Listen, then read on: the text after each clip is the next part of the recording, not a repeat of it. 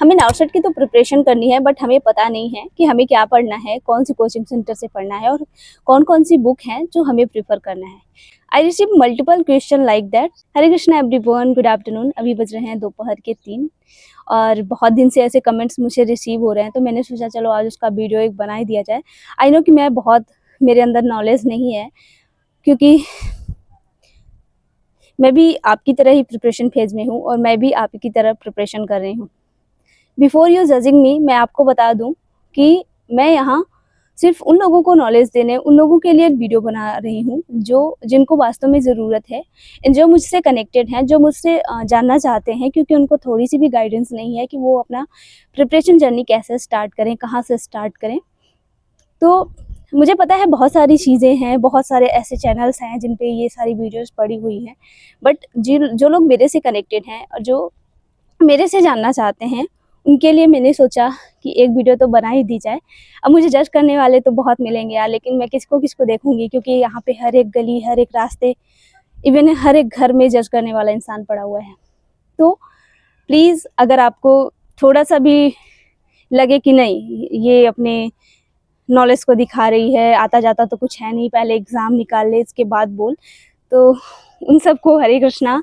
And भाई देखो, मैं कोई भी मोटिवेशनल वीडियो ऐसा कुछ भी नहीं है, एंड मेरा कोई भी जर्नी ऐसा नहीं है सक्सेसफुल पर्सन की तरह मैं आपको सजेस्ट कर रही हूँ, बट एक एस्पिरेंट की तरह मैं भी उसी जर्नी में हूँ। तो एक एस्पिरेंट की तरह अगर आप मुझसे कुछ भी डाउट पूछते हो, तो अगर मुझे उस चीज़ के बारे में पता है तो मैं कोशिश करती हूँ कि आपको ज़रूर ही बताऊँ मैं वो। तो देख लेते हैं कि स्टार्टिंग में हमें कैसे प्रिपरेशन करनी होती है नॉर्सेट के लिए, क्योंकि कुछ होते हैं जो बिगनर्स होते हैं, कुछ होते हैं जो ड्रॉप आउट होते हैं जिन्होंने 4-5 साल के लिए पढ़ाई बंद कर की होती है, एंड कुछ ऐसे होते हैं जो केवल 3rd एंड 4th ईयर में होते हैं, लेकिन फिर भी वो नॉर्सेट की या फिर किसी भी नर्सिंग कॉम्पिटिटिव एग्जाम की प्रिपरेशन करना चाहते हैं।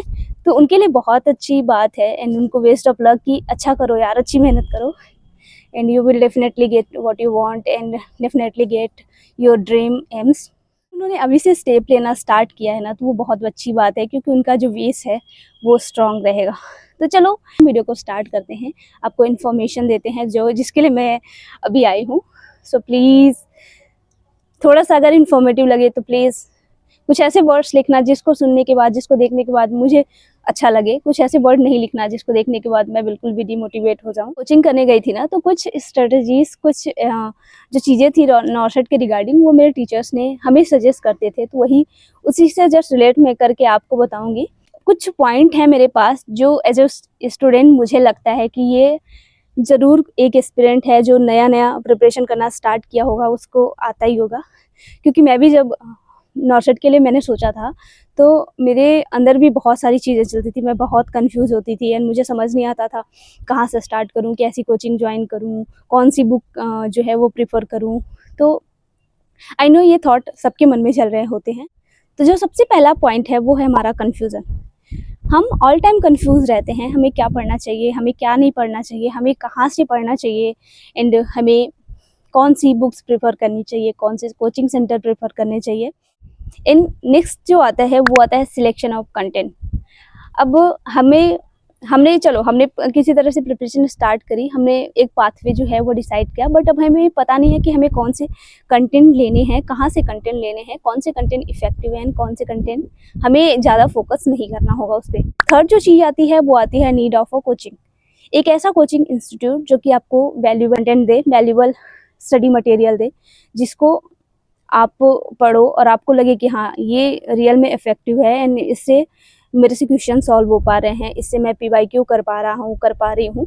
तो ऐसा कोचिंग इंस्टीट्यूट होना चाहिए जिसकी लैंग्वेज, जिसकी टीचिंग स्किल्स आप अंडरस्टैंड कर सको।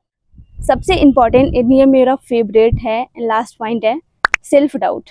देखो, कुछ भी कर लेना, सेल्फ डाउट नहीं करना, क्योंकि जब आप ऐसे फेज़ में होते हो ना, प्रिपरेशन फेज़ में होते हो, तो बहुत से लोग आएंगे आसपास के, तेरे से नहीं हो पाएगा, तू नहीं कर पाएगी, मुझे पता है तू टाइम वेस्ट करेगी, तू अपने पापा का पैसा वेस्ट करेगी, बहुत सारी चीज़ें, बहुत सारी बातें आपको सुनने को मिलेगी।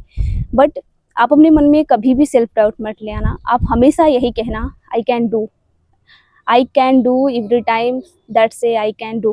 कोई ऐसा पर्सन नहीं है जो आपको डिमोटिवेट कर सकता है। हमारी खुद एक वीकनेस है कि हम खुद से डिमोटिवेट होते हैं। हमें कोई बाहर से डिमोटिवेट नहीं करता, हमारी अंदर हमारी जो सोच है ना, हमारी ओवर थिंकिंग है, वो हमें डिमोटिवेट करती है। तो कुछ भी कर लेना, अच्छे से पढ़ाई करना, अपने अंदर हमेशा ये चीज़ एक कॉन्सेप्ट क्लियर करके रखना, आई कैन डू इट। बस कौन क्या कह रहा है उससे बिल्कुल भी मतलब नहीं लेना। कुछ पॉइंट जो कि मैं यहाँ पे टैग कर दूंगी और आप उसको देख लेना। तो सबसे पहली चीज़ है कि हमें चूज़ करना पड़ेगा सब्जेक्ट्स को, मेजर एंड माइनर सब्जेक्ट्स को। ठीक है, कौन से ऐसे सब्जेक्ट हैं जिनकी ज़्यादा प्रॉस्पेरिटी होती है, कौन से ऐसे सब्जेक्ट हैं जिनको हमें फोकस करना होता है। देखो ये सब सारे सब्जेक्ट जो हैं वो अपने लिए इम्पॉर्टेंट रोल प्ले करते हैं। अगर आप एमिशन पढ़ रहे हो और आप वहीं पे न्यूट्रिशन नहीं पढ़ रहे हो, वहीं पे आप रिसर्च नहीं पढ़ रहे हो, वहीं पे आप माइक्रो नहीं पढ़ रहे हो, तो ये आपके एग्ज़ाम को कहीं ना कहीं से अफेक्ट करेगा। क्योंकि अगर एग्ज़ाम सेंटर में जाने के बाद उसके क्वेश्चन आपको देखने को मिल गए तो फिर प्रॉब्लम क्रिएट हो जाएगी। तो हमें चुनाव करना है मेजर एंड माइनर सब्जेक्ट का। सबसे पहले लिस्ट आउट करिए मेजर सब्जेक्ट को और माइनर सब्जेक्ट को। मैं यहाँ पे टैग कर दूंगी, तो आप लोग देख लेना कौन कौन से सब्जेक्ट आते हैं मेजर एंड माइनर में। देखो पढ़ना सबको है, मैं ऐसा नहीं कह रही हूँ कि आप बस मेजर को पढ़ो माइनर को छोड़ दो, नहीं, पढ़ना सबको है। सेकेंड चीज़ आती है कि आपको सब्जेक्ट वाइज टॉपिक सेट करने पड़ेंगे। आप एक सब्जेक्ट उठाए, उससे रिलेटेड जितने भी टॉपिक बन रहे हैं, लाइक आप पीडिया ले रहे हो तो पीडिया से आपको जितने भी उससे रिलेटेड चैप्टर्स हैं, टॉपिक्स हैं, उन सबको राइट डाउन करना है। और राइट डाउन करने के बाद जब आप जितने टॉपिक को कवर करते जाओगे ना, तो आपको उस चीज़ के बारे में पता होगी कि हाँ हमने इतने टॉपिक कवर कर लिए हैं एंड हमें इतने टॉपिक कवर करने की ज़रूरत है। अब इन टॉपिक को कवर करने के लिए आप कहीं से भी प्रेफरेंस ले सकते हो, लाइक कोचिंग सेंटर्स हो गए जो आपने ज्वाइन कर रखा हो, बहुत सी ऐसी बुक आती है। थर्ड जो चीज़ आती है वो आती है कंप्लीट होल थ्योरी। फर्स्टली हमें अपनी थ्योरी कंप्लीट करनी पड़ेगी। देखो थ्योरी कंप्लीट करने के बिना जो फर्स्ट स्टेप है आपकी प्रिपरेशन का वो अधूरा ही रहेगा। क्योंकि कहते हैं ना कि जब हम पहली सीढ़ी चढ़ने की शुरुआत करते हैं तो हमारा जो फर्स्ट स्टेप होता है वो हमारे लिए बहुत इंपॉर्टेंट होता है। तो यहाँ पे हमारा जो फर्स्ट स्टेप है वो है थ्योरी को टिप ऑफ द टंग करना। क्योंकि जब हमारी थ्योरी कंप्लीट रहेगी, हमें अच्छे से याद रहेगी, तभी जाके हम क्वेश्चंस को सॉल्व कर लेंगे। अभी मान लो आपको थ्योरी नहीं पता, आपने थ्योरी नहीं पढ़ी एंड डायरेक्टली आपको क्वेश्चन दे दिया जाए कि अब इसे सॉल्व करो, तो माइंड वहाँ पे टोटली ब्लैंक हो जाएगा। तो हमें सबसे पहले जो है वो अपनी थ्योरी पे फोकस करना चाहिए। ऑलवेज रिमेंबर, जब भी हम थ्योरी पढ़ रहे हैं तो हमें पूरे फोकस के साथ पढ़ना है और हमें थ्योरी का एक एक कॉन्सेप्ट समझना है, एक एक रेशनल के साथ समझना है। क्योंकि हम जब रेशनल को पढ़ते हैं ना तो हमें क्वेश्चन करने में कोई भी प्रॉब्लम नहीं होती। तो रेशनल समझना भी बहुत ज़रूरी होता है। अब हमने अपनी थ्योरी तो कंप्लीट कर ली, तो हमें क्वेश्चन सॉल्व करने की तरफ जाना चाहिए। एमसीक्यू प्रैक्टिस के लिए आप बहुत सारी ऐसी बुक्स हैं जो जिनको प्रेफर कर सकते हैं। मैं पर्सनली प्रेफर करती हूँ PR Yadav, target high and क्लेक्स, and मेरे पास मॉश भी रखी हुई है बट मैं उसे अभी मैंने स्टार्ट नहीं किया है। तो ये 4 चीज़ें हैं, लेकिन आप अगर बेसिक से स्टार्ट करना चाहते हो तो आप पीआर एंड टारगेट को फॉलो कर सकते हो। That are good books and इनमें बहुत ही अच्छे कंटेंट क्वेश्चंस के बेस पे दिए हुए हैं, तो आप इजीली अपने एमसीक्यू प्रैक्टिस इससे कर सकते हो। अब देखो एक चीज़ यहाँ पे मैं मिस कर रही हूँ, जैसे ही आप अपनी थ्योरी कंप्लीट करते हो, लाइक एक चैप्टर आपने ख़त्म किया, एक चैप्टर का आपने एक टॉपिक ख़त्म किया, लाइक यहाँ पे रेस्पिरेटरी सिस्टम का आपने ट्यूबरकुलोसिस कंप्लीट किया। ट्यूबरकुलोसिस कंप्लीट करने के बाद आप देखो कि उससे रिगार्डिंग कितने क्वेश्चन बन रहे हैं। आप पीआर उठाओ, टारगेट उठाओ, नथिंग मैटर, आप कोई भी बुक ले लो, वहाँ से जितने भी क्वेश्चन बन रहे हैं ना उन सबको देखो कि ट्यूबरकुलोसिस से कितने क्वेश्चन बन रहे हैं, कौन से क्वेश्चंस हैं जो मेरी थ्योरी पार्ट में नहीं थे, तो उनको हम क्या करेंगे, राइट डाउन करेंगे। ठीक है, नेक्स्ट जो चीज़ आता है वो है कि एटलीस्ट हफ्ते में 3 PYQ ज़रूर सॉल्व करना चाहिए। प्रीवियस ईयर क्वेश्चंस, जितने भी कॉम्पिटिटिव एग्ज़ाम होते हैं उन सब का जितने भी सिलेक्टेड बच्चे होते हैं, जितने टॉपर्स रैंकर्स होते हैं, उन सब का हमेशा कहना होता है कि PYQ ज़रूर सॉल्व करना। ठीक है, क्योंकि PYQ करने से हमें एक आइडिया होता है, पता चलता है कि कौन से टॉपिक से ज़्यादा क्वेश्चन आ रहे हैं, कौन से टॉपिक को हर बार उठाया जा रहा है। तो ये चीज़ें हमें पता चलती है बाय द PYQ। ठीक है, तो PYQ भी करना हमारे लिए बहुत ज़रूरी है। एंड मार्केट में बहुत सारी ऐसी बुक्स अवेलेबल हैं जिनसे हम प्रीवियस ईयर क्वेश्चन कर सकते हैं, उनको हम प्रेफर कर सकते हैं। तो मुझे लगता है कि आपको PYQ करने की भी ज़रूरत पड़ेगी। देन आता है कि एटलीस्ट 1 टेस्ट तो आपको डेली देना है। कोई भी टेस्ट सीरीज बाई करो, कहीं से भी दो, ऑनलाइन ऑफलाइन जो भी है, लेकिन एक टेस्ट जो है वो आप डेली दो। टेस्ट देने के बाद खुद को एनालाइज करो कि क्या मुझसे मिस्टेक हुई है, क्या मैंने छोड़ा हुआ है, क्या मैंने कवर किया हुआ है, कितने मैंने रॉन्ग किए हैं, उन सबको एनालाइज करो। क्योंकि एनालाइज करने के बाद लास्टली हमें पता चलता है कि हमारा बेस क्या है एंड कौन से क्वेश्चंस हैं, कौन सा ऐसा कॉन्सेप्ट है जो हमसे छूट रहा है एंड उसे हमें क्लियर करने की आवश्यकता है। क्योंकि वही क्वेश्चन जो आपकी टेस्ट सीरीज में नहीं हो पा रहे हैं, वही आपको एग्जाम टाइम में आ गया तो फिर वहाँ पे प्रॉब्लम क्रिएट होगी। तो सबसे पहले आप जो टेस्ट देते हो उससे जितने भी रॉन्ग हुए, जितने भी मिस किया आपने, उन सबको राइट डाउन करो और उनको रिवाइज करने की कोशिश करो, उनकी कॉन्सेप्ट समझने की कोशिश करो। लेकिन इन सब से जो इम्पोर्टेंट पार्ट है, जो इम्पोर्टेंट टॉपिक है, इम्पोर्टेंट एक तरह से क्वेश्चन मार्क है, वो है कि नेगेटिव मार्किंग कंट्रोल नहीं होती। मेरी भी नहीं होती, मैं बता रही हूँ एज ए स्टूडेंट, मैं भी बता रही हूँ मेरी भी नेगेटिव मार्किंग मेरे से कंट्रोल नहीं होती। बट एज माई टीचर्स हमें जब भी बताया गया तो यही बताया गया कि हमेशा अपने नेगेटिव मार्किंग पे कंट्रोल करना सीखो। अगर आपसे 5 क्वेश्चन आ रहे हैं, लाइक आपने 15 क्वेश्चन अटेंड करे, क्योंकि 50 क्वेश्चन में अगर आपको 10 क्वेश्चन हो गए हैं, 5 आपसे नहीं बन रहे, लेकिन आप अगर उसमें 1% लगे हुए ना, इसका ये होगा, इसका ये होगा, और आपने उसमें टिक कर दिया, जब आपने उसमें टिक कर दिया तो वही क्वेश्चन लास्टली आपका गलत हो गया। उससे क्या होता है, हमारा माइंड ना लास्ट में जाके एक खेल करता है, हमें 99.9% तो सही रहता है कि यही होगा, बट 1% डाउट में हम क्या करते हैं, आंसर्स को गलत कर देते हैं। और यही हमारी जो एक्टिविटी होती है ना, वही लास्ट में क्वेश्चंस को गलत करती है।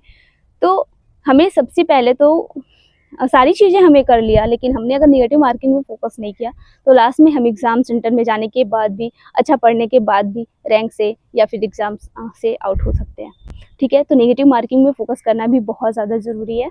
अब मैं कोचिंग सेंटर की बात करूँ तो मेरे अकॉर्डिंग सारे कोचिंग सेंटर सही हैं, मैं किसी को यहाँ पे जज नहीं करने वाली। एंड सारे टीचर्स अच्छे हैं, सारी कोचिंग सेंटर अच्छी हैं। आपको जो कंटेंट अच्छा लगे, जिस टीचर का पढ़ाया हुआ अच्छा लगे, उसका पर्सनली यूट्यूब चैनल तो सबका होता है, तो वहाँ पे एक बार जाओ, वहाँ की डेमो क्लास देखो।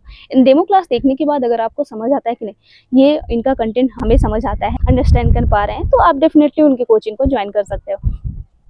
एंड बहुत सारे ऐसे कंटेंट पड़े हुए यूट्यूब में जिनसे आप अपनी स्टार्टिंग की प्रिपरेशन स्टार्ट कर सकते हो। ठीक है, जिस टॉपिक में आपको डाउट है, अगर पर्टिकुलर टॉपिक को उठा के आप यूट्यूब पे सर्च करोगे तो वो भी आपको इजीली मिल सकता है। तो यही रहा मेरा नर्सिंग पार्ट का, कि आप इस तरह से नर्सिंग पार्ट को कवर कर सकते हैं।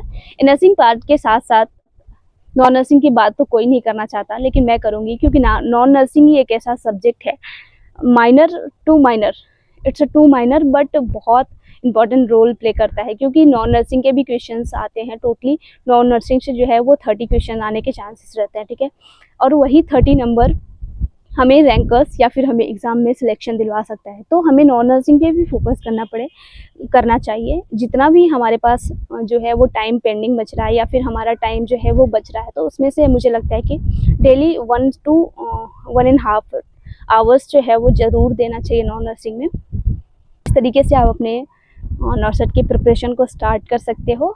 एंड बेस्ट ऑफ लक जो अभी 3rd ईयर 4th ईयर या जिन्होंने अभी नया नया नॉर्सेट के लिए स्टार्ट किया है, तो अपनी जर्नी स्टार्ट करो, पढ़ाई करो एंड जी जान लगा दो यार, खूब मेहनत करो। कोई कितना भी कह रहा है, कोई कितना भी जज कर रहा है, उसकी बातों पे ध्यान मत दो, क्योंकि आपकी पोटेंशियल सिर्फ आपको पता है और आप कर सकते हो। ये आपको डेली कहना है, ये चीज़ आपको डेली कहनी है कि हाँ मैं कर सकता हूँ, I can do everything that I want. Hare Krishna.